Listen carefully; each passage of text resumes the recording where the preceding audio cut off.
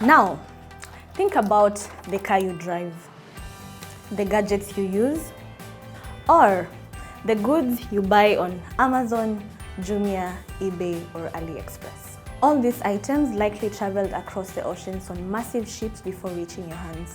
All this to say, global shipping is an invincible backbone of our daily lives. Earlier, we talked about what the shipping levy is, and now let's talk about what the global shipping levy will do.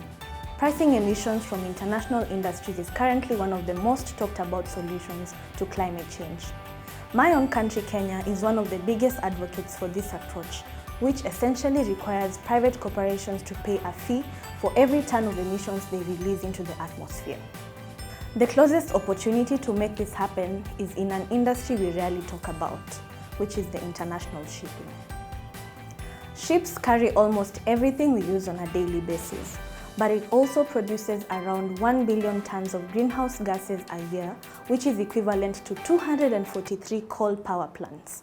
The UN's International Maritime Organization, or the IMO, is in the process of negotiating on a global emission price for shipping and is set to adopt it in April next year. But what makes the pricing of emissions so important for fighting climate change, and especially when it comes to shipping? A shipping emissions price, also known as a levy, would provide companies with a business certainty to invest in clean, alternative fuels that are currently more expensive than dirty and cheap fossil fuels. But it doesn't stop there. A levy would also generate significant revenues estimated by the World Bank to be as much as between $1 trillion and $3.7 trillion by 2050.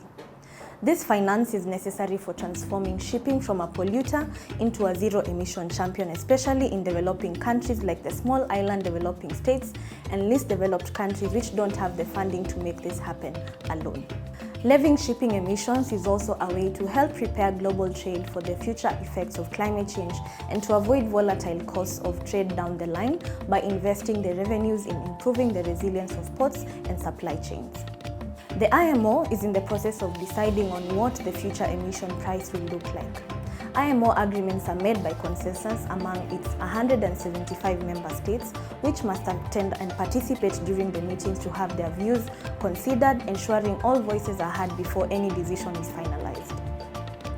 At the national level, different government departments including finance, environment, trade, energy, transport, and defense play key roles in shaping a country's position at the IMO.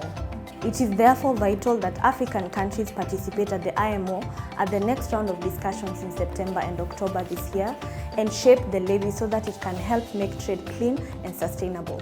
Next time, we'll talk about how the global shipping levy is a matter of justice and fairness.